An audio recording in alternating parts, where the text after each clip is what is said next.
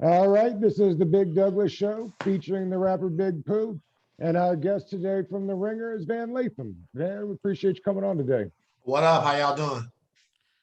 Good Good. large. Before we get into it, Pooh, I want to ask you real quick. Early two things. Early this morning, watch your football team sign Fitzpatrick. Two, one, I'm curious at 5:30 in the morning, were you up to see that happen in real time? And Of two, what are course. your thoughts? Who is the latest late night night owl I've ever met, and I'm one of them, but who got me Okay. beat big time? What's your thoughts on that move, real quick, Pooh?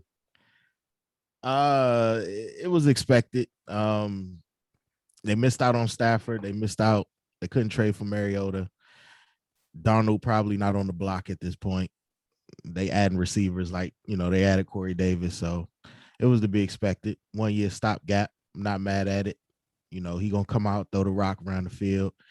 I was seeing players, Chad Johnson and or Ocho Cinco and other players already talking about Terry McLaurin gonna have a 1,500-yard season with Fitz Magic Yep. out there. So they signed another guy, another tight end, another receiver, whether through the draft or whatever. I think they're gonna be good to go with Fitz Magic. That's what I'll It's call him bad. from now on. And Was Fitz Magic? they paid him $10 million, so that's not a competition. Nah. He's the guy. Tyler Henneke is making 1 million, and Kyle Allen is the exclusive rights free agent, whatever he is, for like So much. less than 1 million. So he's definitely the guy. He's the guy. Van, I had noticed something y'all did on your show maybe a week or two ago, where you asked the question if aliens came and you had to play on one song to save it. All right. So I couldn't come up with one. I made a 5-song play set here. Okay. Let's All do it. right. I got Stan Getz, Desafinato, Jazz Great, Dave Matthews Band Crush, Jimi Hendrix, Castles Made of Sand, Eric B. and Rakim, Don't Sweat the Technique, and Outcast Players Ball, the remix. I prefer the remix to the original on the Players Ball. I had thought about maybe Ice Cube's Today Was a Good Day remix off the B-sides and bootlegs, but that's my 5 right there. I don't know. It's good. Here's the thing. What you don't understand is that outcasts are going to be the aliens. See, they are coming back, you know, so they don't want to. You're not going to be able to. Andre, we all know Andre is not of this planet, and and so they're going to be coming back. So playing them something from their catalog is actually probably a good move for intergalactic sort of harmony. I realized Andre was an alien after I listened to the A Day in the Life of Andre Benjamin, right? A song with no hook. I love that thing. Mhm. Yeah, nah, Yeah, that's a special record right there. That's funny. it is. I don't know what 5 I would pick. That's tough. That's tough. That was a What tough was ass question. what was the did y'all see what was the most used answer? No, it wasn't. It wasn't one song that was most used. There was one artist that was most used though, and it was Stevie Wonder. Stevie Wonder was the most used artist. There wasn't one Stevie Wonder song that the song, but everybody would come with something Stevie Wonder. And normally, the early days of Stevie, they came in. But look, it to me, like music is such an important deal. I actually remember when I got put on Little Brother. Like I Oh, remember, yeah, I remember when I got put on. Like so, it happened on actually a porn message board. was it big? Was it BB? Was it BBOL? Was it black Bro, girl? Black BGOL? Black hey, girl? Hey, BGOL, hey, hey, one of us, hey! I hey, know. That's what used to right. go get all the albums early over there. You get all the albums over there, BGOL. Like they would be mad that we saying it, but and they came through and it was like it's crazy. People don't even know. I got put on so much music from that message board. I got put on ASAP Rocky. I got put on Little Brother. Because remember, I'm in Louisiana at the time and it's the internet and it wasn't sometimes our region was so heavy that sometimes we weren't listening to other things that you might have to crate dig a little bit to find. And I remember I got on it and it was crazy. I related to that rap more than I had related to really anything else that I was listening to. Because it's funny, all of these rap songs are insulting to dudes like me, right? Like, yo, if you ain't a soldier, you ain't shit. I'll be like, well, damn, I ain't a soldier. So, like, you know what I'm saying? You ain't a thug. You ain't nothing. I'm like, God damn. Well, I'm not a thug or a soldier. But when I heard music that it was a different era of rap to me. And so the reason why I said all that is because you asked that question. I want to know what song people would use to save the world with. If you had to, because we all talk about what we love. We're all advocates for our music. We're all champions for the sounds that we love. Like, if that's the case, like what song would you use to save the world with? And for me, it's Stevie Wonder. I believe that's the song that like calms me down. It makes me don't want no problems. It makes me believe in the human experience. So like, it's good to see a lot of people pick Stevie, man. My wife and I danced to Ribbon in the Sky, so Stevie's always good for me. There you go. A wedding song. My wife and I danced to Joy by Blackstreet. Okay. And it was a twofer. Okay. And Take Off the Blues by the Foreign Exchange. Yeah. Yeah. Me and my fiance danced to Throat Baby. So Throw baby. Throw baby. Bro, can we just take a moment for it? Pooh, seriously. I want you to think about what you did for the kids, bro. Think about it, man. Everybody that came to hip hop before. Just think about all the doors that were broken down, right? Think of all the doors that hip hop, they are so free right now. These kids it's artistic freedom like we've never seen before. They're so free. This man made a song called Throat Baby. And he got him a hit. Yeah. We're just in a time. I mean, as I'm 41 years old, right? And so when I was coming up, you didn't have as much available to you. The TV still went off when I was a kid, right? It still went off at a certain time. And then it was things were still censored to a point, right? So you didn't have this freewheeling, cussing, and all that on regular TV. Definitely not on the radio. You had to make clean edits. Like now they just blank out stuff, right? They'll just leave a gap there. Like you had to go in and re-record vocals to make clean edits, back when I was coming up. So I've just seen that over time dissipate, where now it's the Wild West, man. It's like, what censorship? You know what I mean? Like it's some magic words you can't say, dealing with race. I'm not gonna get into it, but other than, like, for the most part, it's whatever. It's anything goes. And it's amazing to see that transformation, like how it happened over time. But I mean, it's just like I was brought up in the era where you didn't cuss in front of your parents. To this day, I still don't cuss in front of my parents. You know what I mean? Like my mom has probably seen me take a drink maybe 3 times in my life. Right. So it's I that's the era I grew up in, right? But I understand now it's something totally different for these kids now, and they're running with all their perceived freedoms, and they're running to the bank with it too. It's amazing. It's amazing. They definitely are. So I think I heard a song y'all did the other day popped up. Did y'all use like the Turn Down the Lights sample, which made me get to thinking, is it harder to do a song like that or a song where you're blasting on somebody? Well, that was actually a unofficial remix for Tweet. Okay. Ninth had did shout out Night Wonder. He remixed the joint, and I jumped on it. It was never official, nothing. We was on Atlantic at the same time when that happened. Nothing ever came of it, but so that's what that was. I think I don't know how it got out, but it was definitely an unofficial remix, and it's not difficult. I'm a writer, you know what I mean? Like it's whatever zone I'm in.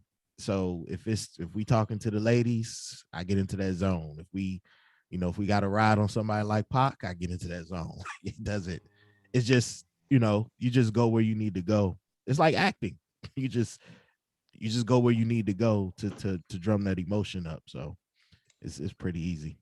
Well, can I ask you a question?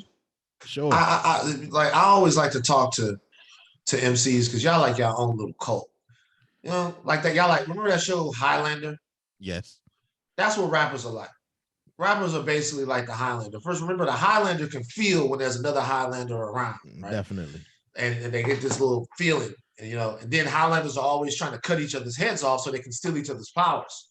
Definitely. And it's a small group of Highlanders with little rules. And so from the outside looking in, like, we're just like the people that like watching the Highlanders fight, but we're not really a part of it. I don't want to, you guys, like, people say stuff like, I would die for hip hop. And I'd be like, really?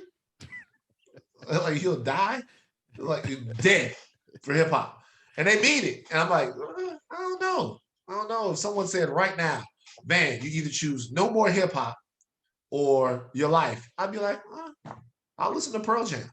You know what I mean? Like, it's like so. But this thing, I watched this video of Sci-Hi the Prince, where he was talking about. I actually posted it on my gram where he was talking about rappers not writing. He said that guys like Jay-Z and Kanye, in order to not Jay-Z, guys like Kanye and Drake, in order to compete with people like Adele and all of those people like that are in these album of the year tiers of musicians, that they need a bunch of people and all of these other people to help them because they're representing the entire culture up against those people at the top of music. So he was basically saying the reason why he doesn't feel like there's anything, it's a diss that he writes for guys like Travis Scott or he writes for guys like Kanye. It's because those guys, their music is so big, it needs help. What are you, as a rapper's rapper, what are your thoughts on that? Now, I don't have no problems with it. I understand what they're playing for, right? Right. As you just stated, they're playing for stakes way bigger than what we ever could imagine when we first started rapping. Right. And I'm just a believer in songs. And throughout my life and understanding, I've known that if you can write a verse, but you can't write a hook to save your life.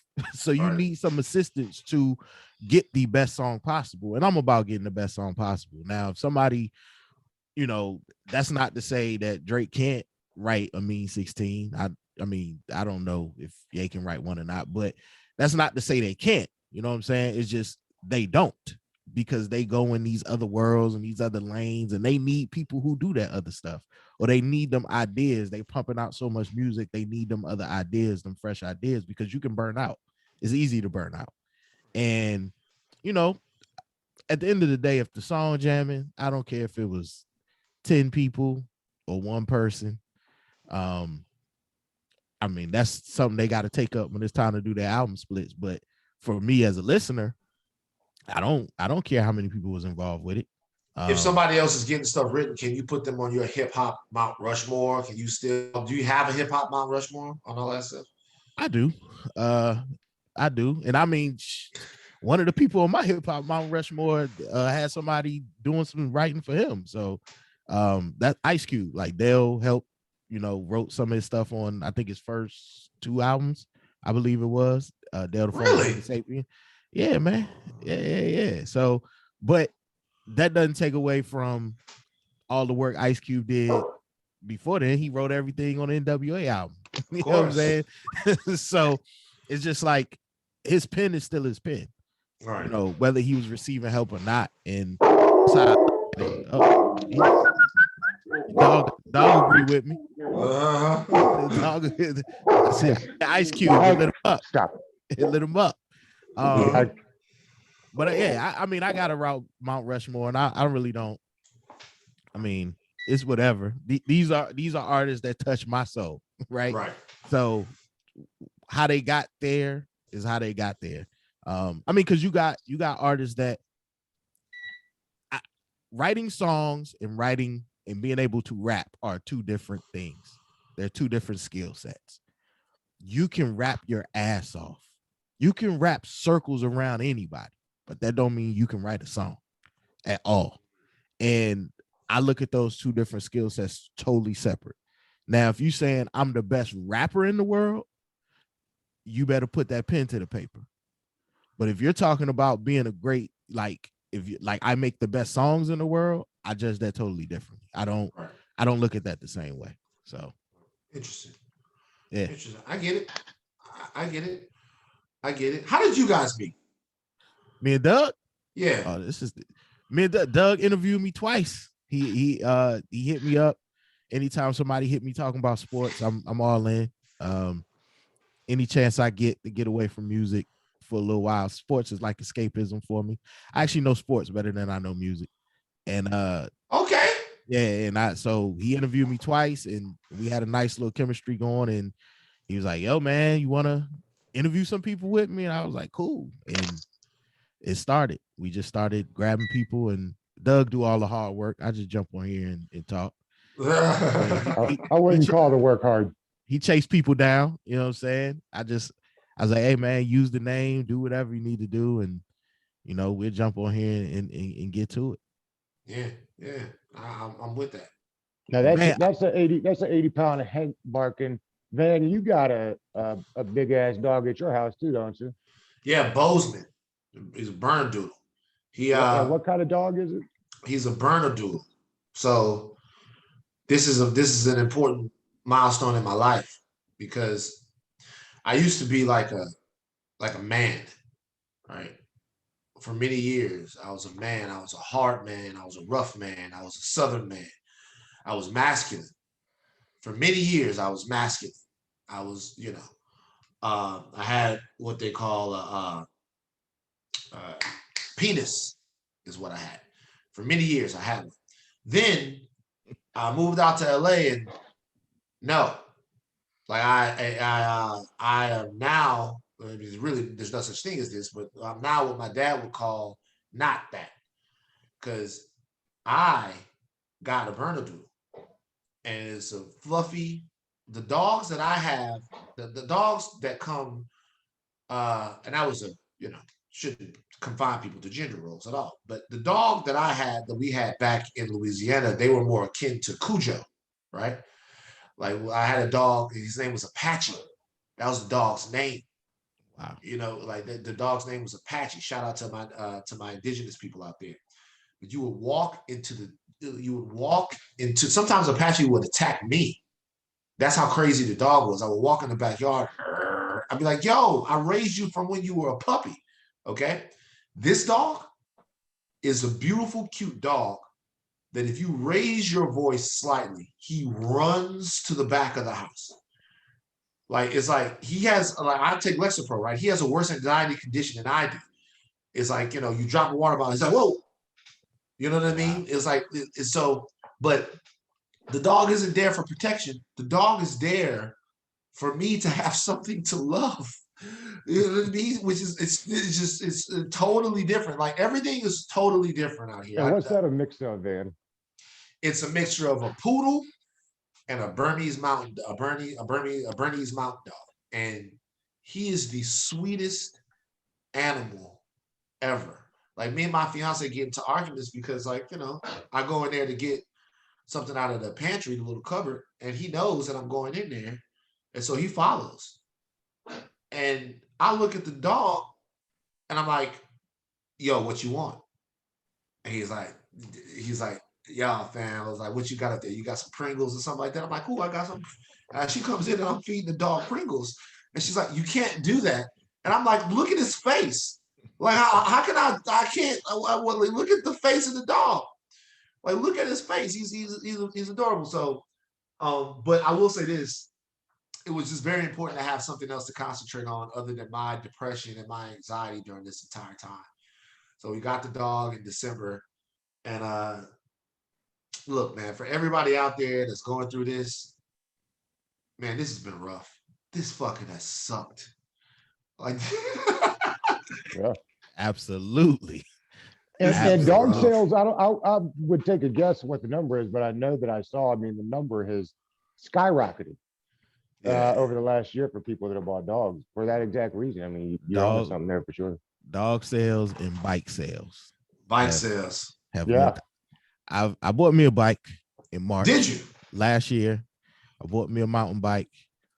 Realized after about 4 months with everybody zooming past me outside that I needed a hybrid or a street bike. But I had a bike, or I have a bike, and I went in to go buy my wife a bike, and there was no more bikes left. Bikes were gone. Like they were gone out of here. But last year I had never seen so many people outside, like doing outside things like picnics, Right. walking, riding bikes, like doing those things. And it was amazing to see. It reminded me of the 90s again for a little while. It's so crazy because I live like over here near Beverly Hills, and I walk through the neighborhood, and you never used to see kids outside. That's how you know that the world's coming to an end. Is kids outside playing again. Kids don't do that. No. Kids, even the kids got tired of Fortnite. That's how Right. you know it's crazy. The kids was like, yo, can I go outside and run around and play some hopscotch? Or some Anything to get me out of this house. Anything. And I tell you what, at first, I would walk through neighborhoods and I see neighbors like really doing inventive stuff, like having like outside concerts. You know, I see there would be a guy out there, he'd be strumming his guitar, and they'd all be sitting around in their various front yards and stuff like that, having the outside. They don't do that shit no more. You know why? They sick of that. We don't want to try no more. They want to know what they want to do. They want to go back to the Wilton for a concert is what they want to do. We can't trick ourselves no more. we tricked ourselves for a long time to think that being in the house and baking bread was fun. That's not fun. You know what's fun? Pick up basketball is fun. That's fun. All right. We tricked ourselves for a long time to make it seem like Tiger King was amazing. That's not amazing. You know what's amazing? Going to the movies. That's amazing. That's amazing. That's amazing. So now and things are going good. So now everybody's just waiting to the point to where we can turn the page on this, and I hope it comes sooner rather than later, man. Definitely. Man, I had this conversation with my buddy Andy Burroughs all the time. Is Batman a superhero or just a wealthy man with a tool belt? So here's the deal. Wow, I love this question. You really did your homework on me. Yes, Batman is a superhuman. Okay, no. He is a superhero. He's not a superhuman. Okay. See, a superhero doesn't. I think people are getting the terms confused. Superhero is someone who does superhero things. There's a hero. We all have heroes, and then there's a superhero. Superhero is based on stakes. Okay. So let's say you save your household. You're a hero. Saved everybody in your household. Right? Let's say you save your block. Now you're a dope hero. Let's say you save all of Gotham City, or maybe even all of America, or maybe even the entire world. Well, now you're a superhero.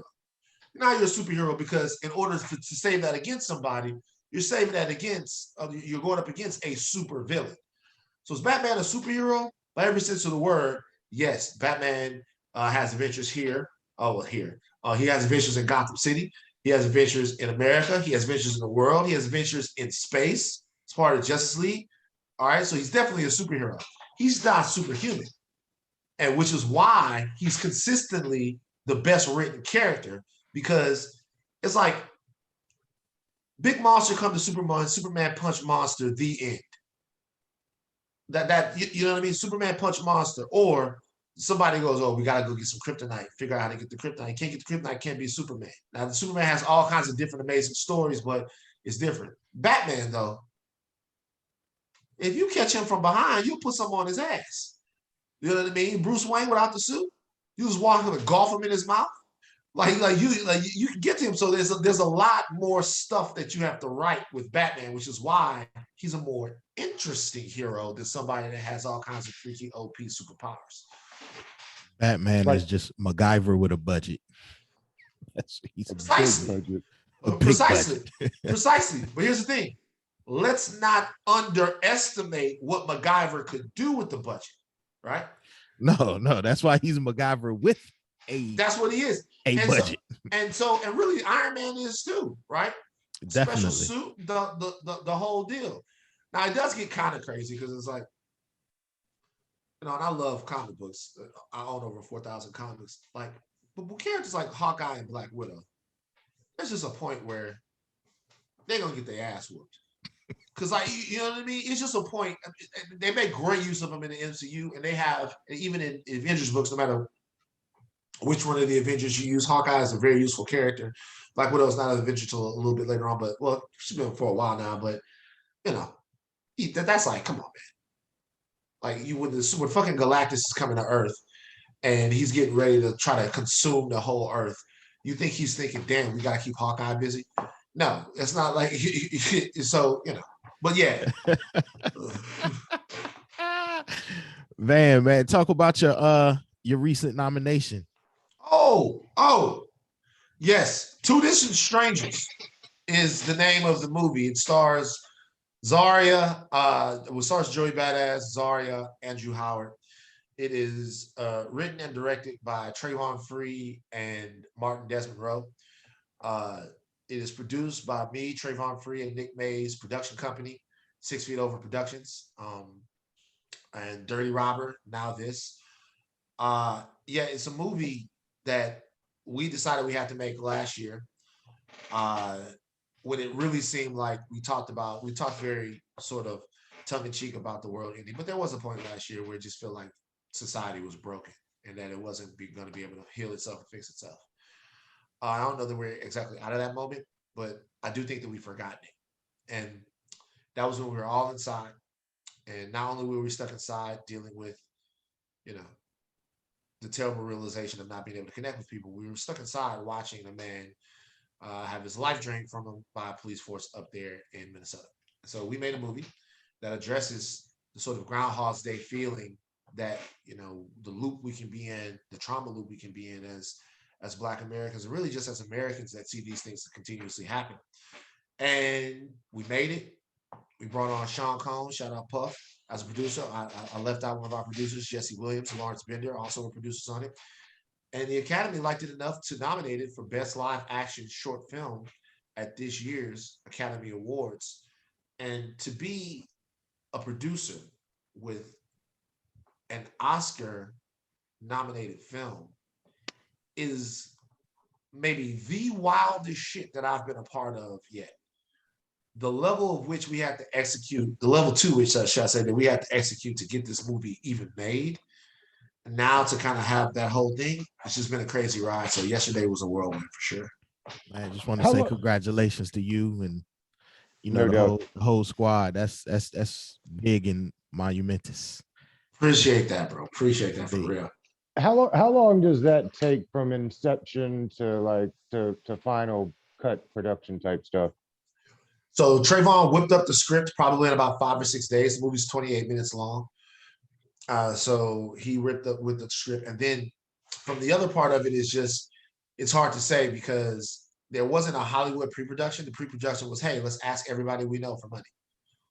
And then, so we did that, I'd say maybe a month, because we didn't have very much time if we were going to make, be able to submit stuff like that. We shot for 5 days. We edited. You got to have a rough cut in. You got to do all that stuff. So I'd say probably all in all, a month from pre to finishing it. But if you count the edits and the various sort of the tinkering with the film and stuff like that, it was longer. But probably a month and a half, 6 weeks at the most. Nice. Now I always ask creatives this because I'm a guy who believes in certain principles, right? And I know y'all made the film and y'all wanted to submit it, but did y'all make it with the intent of looking for the accolades, or was it just about the art, the moment, the story, those things that you described earlier? Good question. I'd be lying if I didn't say we didn't think about what could come of the movie. That just wouldn't be true. But what I will say is that the genesis of the film was as pure as I can think of anything that's happened in my life. So I'll tell you the way that went, because both the answer is yes and yes. So Trayvon's telling me one day, he goes, because we're thinking about ideas we're gonna do for our first company. He goes, I keep thinking about this idea about a black guy caught in the Groundhog's Day loop where he's continuously killed by the police in all the different ways that we've seen. And like what people kind of said was, we have to do that right now. And then the end of that is that could get us to the academy. It wasn't what we set out to do, but we thought that, I thought personally, that the idea itself was good enough to cut through some of the other things that were happening, you know. But the real answer to that question is no. Nobody was thinking about winning anything, or Trayvon wasn't thinking about winning anything when he had the idea. I mean, we were literally out on the streets of LA, walking around and marching and being pissed off and crying and out there in the heat, risking getting COVID and all of that stuff. So it wasn't made for the accolades, but once we started going, we definitely put that in our sights for sure. Yeah, it's just always I have a saying, art or algorithm, and you know, art can become algorithm, but algorithm can't become art. And you know, So, and I just apply that to all facets of creativity. So I always ask people, and for the record, people, there's no wrong answer here. Okay, if you want to go algorithm, go algorithm. You know, if that's what you do, that's what you're chasing. But if you want to go art, go art. And you know, so it's just always a question of mine for people that create on whatever medium. Yeah, it just doesn't make any sense, really. It doesn't make any sense to try to craft something specifically for any one group of people. And that even includes the academy, because, well, especially the academy, number one, because you don't really know them. They're like faceless and nameless voters who have, you know, humbled us with a huge honor. But I think if you made something specifically for them, they would be able to sniff that out. And I think it was the case with, you know, maybe some other people that they probably did. But I think that what everyone wants to feel from something creative is an actual, real statement, or even at least the attempt to contextualize a moment. And I think that's what people want. I think that's what we tried to do. And it seems to be going pretty good, like as of right now. Man, you and Jamel wrapped up the deep dive into The Wire. Love that show. Have you talked about doing another one? And if so, what show is next on the agenda? So I would want to do The Sopranos. Okay. I love The Sopranos. I argue this: The Wire is the best show of all time. The Sopranos is the most entertaining. All right. I think that the Sopranos is, and you know, here's the thing about that. I would love to do the show, but it's hard to do a show like that because The Sopranos is so culturally divergent from my experience that sometimes when you watch these shows, you know, you look at it different now.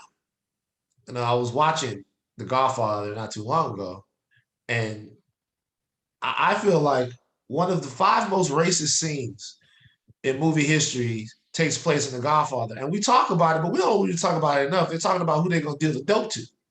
Think about this. Talk about who they're going to deal the dope to.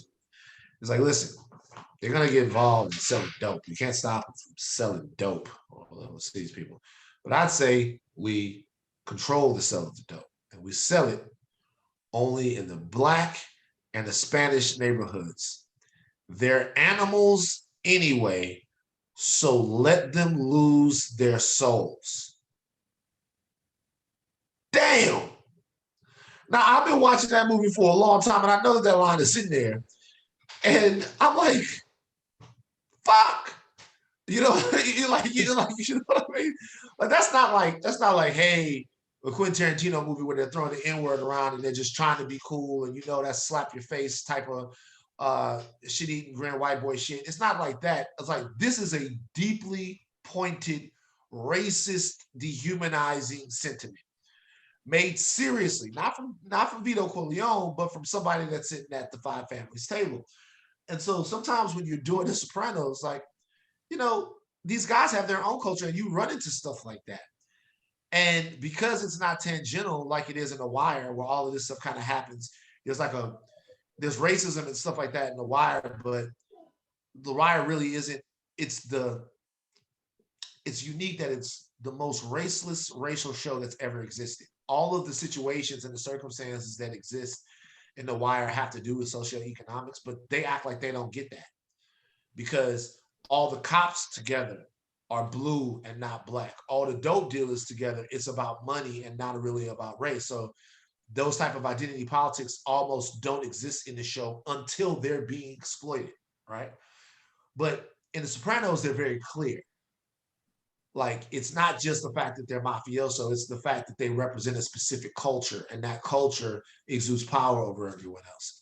So sometimes I wonder if the audience is going to hold us to a too high of a standard for calling out all of the things that we might see wrong and judging the show with a 2021 lens when it was made, my freshman year in college. So it would be fun to do, but I don't know if we'll get a chance to do it. Fun fact, I have never seen one episode of The Sopranos. You don't like it? Why not? I don't know if I like it or not. I've never seen it. I've never indulged. I couldn't tell you. It's really a good show. I've heard. I've just never. What about well, I know you watch it. You got to watch it. What about y'all taking the dive at Snowfall? Love Snowfall. I'm behind, but I got to get caught up. It's funny you said that. I didn't realize this. The main character, you see this, he got his he's English, right? Yeah, dancing, I know him well. And Doug C was his voice coach. His dialect coach. Yeah, I actually had to get started on that. I ran into WC. This was a few years ago when J. Cole did the Forum in Inglewood, the Forum. Yeah. When he did the 2 shows at the Forum, and WC came to one of the shows, and I was out there, and we was talking because I had met WC in Germany, of all places, him and Ice Cube, but we were just talking, and he was talking about the show. This was during the first season of Snowfall. Okay. And it was like they were probably only like 2 or 3 episodes in, and so he was telling me, he's like, yeah, I'm on the movie. I'm the dialect coach for the main character. You gotta keep watching. There's gonna be some real stuff coming down. They're gonna steal his stuff. Dude, he gonna pound it. Like, he was just describing. I'm like, whoa. This on FX. We talk about the same show here. And just to go from that conversation to now we're in season 4 of the show, just how it's slowly built up, or steadily built up, I'll say. Fantastic, great show. Like, Dub C even had a part in he was in it. Yeah, he had a small part in the show. I can't remember. I think it was season 2. I can't remember what season it was, but he had a small part in there when Franklin went to jail. Was in jail. That was tough for Franklin. Tough for Franklin to go through jail. That was his becoming a man moment, becoming a man in the game moment. Yeah, like he had to get down for his. Like he got that pep talk from Leon. But I love that show, man. And I love Snowfall. It's good. I wanted to pick up this season. It needs to pick up just a little bit this season, but I'm really digging it. Yeah, I just binge watched the whole thing again, and finally I'm like on episode 3 of this current season, and I agree with you. I can see what it's like. They're setting things up for a big to do later on down the line, but so you can see it, but you definitely want more action, for sure. Way more action. What do y'all think about these gloves like this? I just found this glove on my desk for some reason. Is that a copper fit glove? Yeah, it's like one of those gloves like that you lift weights with, but it kind of looks kind of fly a little bit. And remember niggas in the 80s used to okay. I wouldn't go as far as to say it was fly. Right. Nah, it's definitely not fly, and it's definitely not a good weightlifting glove. It's definitely not. But look, I just watched New Jack City, and Nino Brown had this on in there. Remember at the beginning? There was. No, okay. No. I'm trying to think. Like, I remember the movie. I don't remember him having that glove on, but I remember. They were playing hoop and hard bottoms, man. You can't forget that, man.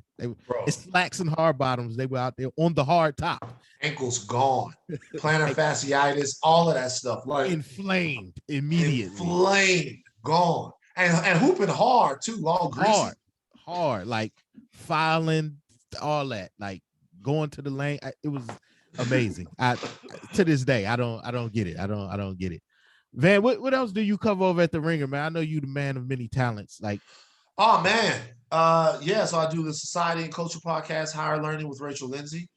The Ringer has really allowed me to kind of talk about some of these comic book stuff, this nerd stuff, this fandom stuff that really was a staple of my youth, and always keeping my eye on what's going on socially. You know, how America is reconciling its past, how America is building its future, what we are as citizens are asking of our society, and how our society is responding to those asks. You know, I felt like when I coming from TMZ, I had to sort of the Kanye thing at TMZ was like a job application for me. It was like a resume. It was like people had to say, okay, there's something that comes out of that place that's more serious than what we think it is. And so I think since then, it's really afforded me the ability to explore different aspects of, you know, my experience and connect with people. And so I'm really getting the opportunity to do that in the Ringer, at the Ringer, and I'm really getting the opportunity to do that in my creative work. And podcasting, as you guys know, is just a great platform and a great forum to go into long form about what you see both right and wrong with the world. And there's a lot on both sides. I know it seems like everything that's going on in the world right now is actually what's wrong with the world, but a lot of people still need their flowers. Yeah, Did you consider doing your own thing, just branching off and doing your own thing before you got with the Ringer? Yes. I did. I actually look at the Ringer as me branching off and doing my own thing, just because the only reason why I feel that I'm still with a big company, the Ringer and Spotify, but at TMZ, everything that you did was almost like being behind a paywall, because like everything that you did came under the guise of the brand. So we had a sports show. It wasn't, hey, Van and Evan talk sports and Michael Babcock. It was TMZ Sports. And you go do this, it's TMZ this, it's TMZ that. And it was all branded, and there was a connotation that came with that. And I don't know how everybody else was, but I just grew out of that. You know, like I grew, you know, I grew out of that shit. So I definitely wanted to go somewhere else and be able to kind of show that and demonstrate that, you know. That's what I was gonna say. That Kanye moment for you felt to me like probably the biggest pivot, you know, in a person's career, you know, for something to come about of that nature, and it happens, and then it launches you, you know, somewhere totally different. Obviously somewhere, you know, you wanted to go somewhere else with it anyway, but it just felt like that moment happened specifically for that purpose, even though it wasn't for that purpose. It's weird because I remember I came to TMZ and I started doing the tour. I was a tour guide. If it ever happened to me, it was a TMZ tour that goes around LA, and I was a tour guide, wacky, crazy. Hey, look at me. And I was good on the tour, and within a couple of months of doing the tour, they put me on a TV show. And then under a couple of months of being on a TV show, maybe like 6 months or something like that, Harvey's like, well, let's do a show. Let's give you your own show. And I was like, what? And he was like, yeah, let's give you your own show. So they came up with this whole game show that they wanted me to host. And it was going to be based around the tour and all of that stuff like that. And so there was that. And then there was TMZ Sports, which me and Evan went to go do. Evan Rosenblum, who's still over at TMZ. It was TMZ Sports that we went to go do, where they put me on that. I was hosting that show, I was doing that. So there were several different things that they had purposely tried to do to break me out, right? Like to say, hey, give me a different platform, which I'm grateful for, to be honest with you. Hey, this is Van doing this is Van doing that, this is Van doing this. I didn't even know Ye was coming to the office until 5 minutes before he walked in the door. Like of all the stuff that we tried, it wasn't like this stuff wasn't working. I was everywhere. By the time that point happened, I was on all 3 shows: TMZ, TMZ Live, TMZ Sports. I was doing live hits all day long. So when somebody pops up and he goes, "Hey, this is the TMZ news from Violence. We're gonna check in with Van Lathan." It was me. 5, 6 live hits all day long. They were getting as much use out of me as they can. And he walked in and like literally before he came, Harvey goes, "Hey, talk to you for a second." It's like, "Yeah, we didn't tell you because it just we didn't know whether or not it was actually, but in about 5 or 10 minutes, Kanye West is gonna be here." I was like, "What?" He was like, "Yeah, Kanye West is gonna be in the office." And my first question was, "Why?" And they were like, "Well, he like Harvey had gone to Calabasas. Kanye wanted to come to TMZ and talk." Thought this was so much bullshit. Get back to my desk. I'm actually watching Ye talk to my man Charlemagne, and he walks in the door. And at this point, I was so disillusioned with him that I was trying not to pay attention. Like literally, I had my headphones on and I wasn't even listening to the actual feed, or I might have been, I can't remember, but I was watching Charlemagne's interview. And Ye said the slavery thing, and I didn't say anything. People think that I reacted to that comment. I didn't react to that comment. He said that comment, and I just clutched pearls like everybody, like, what the, you know what I mean? Because my mic was off. He got up and asked, like, does it feel like I'm speaking freely? He posed a question to the whole room, which invited a response from me. And that's kind of how it happened. But that, and it's so weird, it goes back to what you were saying before. Despite what people think, that is legitimately the least contrived moment of my television career. The least contrived moment of my media career. That's the one time I did not have time to think what I was going to say. I did not have time to plot it out. I didn't think about what it was. I didn't think about who was trying to hear me. I didn't think about who I was trying to help. I didn't think about anything. I just like simply reacted. So of all the times that things have been sort of tried and they worked, but the thing that really worked was just being who you are. And you cannot convince people that that'll actually ever work. It's hard. Like you can't convince people that that'll be the thing that works for them. But that's what worked for me, and that's kind of the thing. It was kind of like, then after that, then after that, of course, after that happens, then people want you to be something. And you're like, you know what I mean? Like I posted something about my love of brassers and Pornhub. and people go, "Yo, man, you a voice for the community now. You can't be posting shit." I'm like, "Hey, dog, I'm letting you know, man. Like, as soon as Kalika leave, flip, so I don't know what to tell you. Like, it's so like this is just who I am. So I'm not one thing. What was it in that moment? I mean, I don't want to ask specifics, but in that moment, like I know a lot of people say, "Oh, I would have did X, Y, Z, ABC or whatever," but nobody ever really knows what they're going to do in a moment such as that. Like, so for you personally, like in that moment, did you have? I mean, I know he invited, commentary, but was there a moment in your mind where you was like, "Nah, I'm just not gonna say anything," or And when you ready? did, is the rest of the room looking at you like, "Oh my God, cannot believe this guy just said Yeah, that." like, well, see, here's oh, I'm sorry. No, go ahead. No, so here's the thing with that. I was used to that. So another thing is sometimes opportunities come when they come, right? Had that happened like my first year at TMZ or my second year, I probably wouldn't have said anything just because, or I definitely would have said something, but it wouldn't have been, it wouldn't have come out right just because I was still getting used to the platform. But by that point, uh, it was, I was used to being the only voice in a room full of people going, "What is it that he's saying?"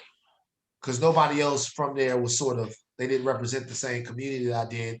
My takes, and everybody in there is kind of used to that because everybody's individuals in there. So I was used to saying, I would say stuff and it would be funny and people would laugh all the time. But I was also used to saying stuff to where the entire room would be like uncomfortable. So that feeling, I wasn't even fucking thinking about them. Like the fact that like that office was my playground. That was them was my people. Like them was like all of those people. They know what time it is with me. Like so, I wasn't even thinking about them. I had no thoughts about. I didn't see anybody except for Kanye. Like no one. I didn't think that it was super quiet in there or anything like that. It's always super quiet to a degree when we're taping TMZ Live. I wasn't thinking of any of that stuff. It wasn't until I was just emoting, right? It wasn't until after that people started walking by my desk and going, oh my God. Like, Van, like, I can't believe, and people would hit me up on Slack. Like, Jesus Christ, I can't believe that is so amazing that you bought. Because look, if you go back and watch the video, there were people in the room that were agreeing with him. Like he goes, does it feel like I'm thinking freely? And there are people that are going, yeah. Yeah, we do. Raise your hand. And there were some people that were like, yeah, raise your hand. I'm like, it don't feel like you thinking shit. Yo, do you hear yourself? Like, no, like seriously. And so that was that kind of whole thing with that. Like I didn't, as far as what they were thinking, if I had time to think about it, I probably wouldn't have, everybody says that. If I had time to think about it, I probably wouldn't have done it. You know what I mean? Yeah. I'm so appalled. I have to say something. Yeah, but he was wild, and there was stuff they cut out. I believe it.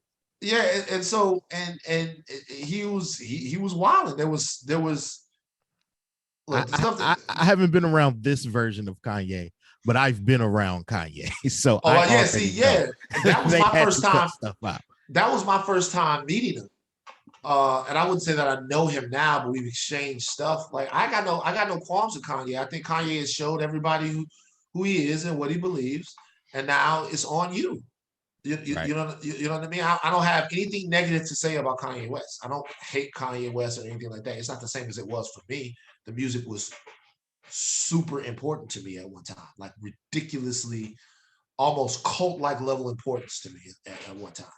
Like I didn't believe in, this is the first time it's ever happened to me with the artist. I didn't believe in College Dropout or Late Registration or Graduation or My Beautiful Dark Twisted Fan. I didn't believe in that. I believed in Kanye West, the human person.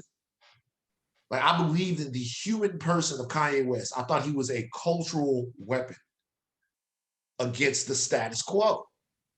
And so for him to become that, yikes. Just his life. But that's another interesting question I have for you. Can you separate the artist from the person? Can you personally do that? Yeah. Yes and no. I can separate the old artist from the person. The new stuff is harder because it's coming from the same brain. So it's like going back and listening to the Ye that he was in 2000, 2005, well, not 2000, but in like 2003, 2005, 2010, 2011, whoever. I have no problem listening to that guy because I know who that guy was and what he believed and what he stood for. Listening to the Ye because, I tried it. Ye was on Daytona and Ye's like, Ye's on, what's the song, What Would Meek Do? What Would Meek Do? Yeah, Ye's on What Would Meek Do, a hard-ass record, by the way. Ye is on What Would Meek Do, and he says, well, MAGA hats let me slide through the drive-through. And I'm like, I'm not about to do that. Like, I'm not doing that. It's like, I'm not, I don't have to do that. Number one, I could go listen to old Kanye if I want to listen to Ye. And number two, it's too many people out here rapping about not being Trump supporters or rapping about not being whatever, that I don't got to do that. And that's nothing. If you want to, I'm not calling to cancel nobody. Listen to whatever you want to listen to. Like support whoever you want to do, but I'm saying that triggers me. So why would I do that for fun? I'm listening to this for fun. Yeah, so I don't want to be traumatized when I'm just supposed to be having a good time. Yeah, just for kicks. And if that makes me a snowflake or whatever, that's cool. But I'm also not just gonna go outside and wear a sign that says, "Hey guys, come over here and just kick me in my nuts. This is how I'm gonna spend a Friday afternoon." I'm not doing that. You know? Yeah, I always find it interesting. A lot of people like find it hard, not just with Ye, but with just different people in general, different artists in general, find it hard separating the art from the person, and you know that's Well, how we already do, right? So we a do. point. Well, I would say the most of us do. What I would ask people is, you know, especially not. I mean, I can't say this from the way I grew up in Baton Rouge, but I ask people like, how many drug dealers do you really know? Like, how many guys do you hang around in your daily life that deal crack, that sell crack? Like, how many guys do you really do that, right? For most people, not a lot. But you listen to music and worship people that talk about selling crack all the time. And what we basically say is, hey, they're talking about something that we don't particularly agree with. We know it's harmful, and we don't hang around people like this in our real life. But the reality is that the music is jamming. I'm separating what's being said from the guy who's saying it, right? And I'm listening to it anyway because I don't do this in my real life. But there are certain things that we're not willing to do that with, and I think everybody has a right to define what those things are. Like all of that stuff, a lot of this shit that we're talking about. I'm not about to start criticizing rap lyrics because I listen to the ratchet of the most fucking fucked up shit, and that's the shit I like the most. That's what I like. Put on Kodak. That's what I'm talking. I'm from the South. Like I want to hear that crazy. Put on Pooh Shiesty and Wapo and all those. That's what I want to hear. Right. That's kind of what raised me. But at the same time, we already doing that. We just not doing that for people who are espousing a political belief that then manifests into real action. Like that's people are allowed to draw that line, you know. Interesting. Well, look, Van, we done held you for almost an hour, man. I can't thank you enough for coming on our podcast, man. Let the people know where they can find you and what you got coming up next. At Van Lathan on Instagram and Twitter. The movie is Two Distant Strangers, Academy Award nominated Best Live Action Short Film. We have the Ringer verse coming out where I'm going to be talking all things nerd and fandom with the Ringer. And also, we got G Lane Stories dropping in November, my debut album, rapping. G Lane Stories. Yeah, so I got some tracks recorded. I think I got who I got on the record right now. I got 3 beats from Tay Keith. I got Giveon on the album. I got JID on the album. I got a bunch of different people on the album trying to get Earth Gang. Like I just sent a verse out, Game like drops up. So we got that coming out. And by the way, if anybody who believes right now that I'm putting out a rap album, you're fucking out of your mind. It's not happening. I'm just joking. Like, hold on. This interview ain't over. We gotta rewind. We gotta go ask some more questions. I see Pooh's face. I was like, he was like, huh? Oh, I was formulating so many questions right there. Like, hold up. How did this get held to the end? Yeah, you buried the lead. But see, he got me because when we were DMing each other, he said, "I want to come on your pod, but I want to battle." Battle you. I said, "What type of battle are we talking about?" And he just laughed. That's how you know I get no respect as an MC. He was like, because like it would be normally if somebody tells Pooh they want to battle him, he goes, "Oh shit, you don't want the problems." But he was like, "Battle how?" Like, I know you ain't talking about rap. I just want to know, we doing trivia, you know what I'm saying? We doing recipes, like what we doing? You know, what we battle? Certainly not freestyle. Right, exactly. Man, thank you once again, Van, man. We appreciate it, man. You have a good rest of your day. All right, you Thanks, too, man. man. All right. All right, peace, bro. Peace. That was interesting.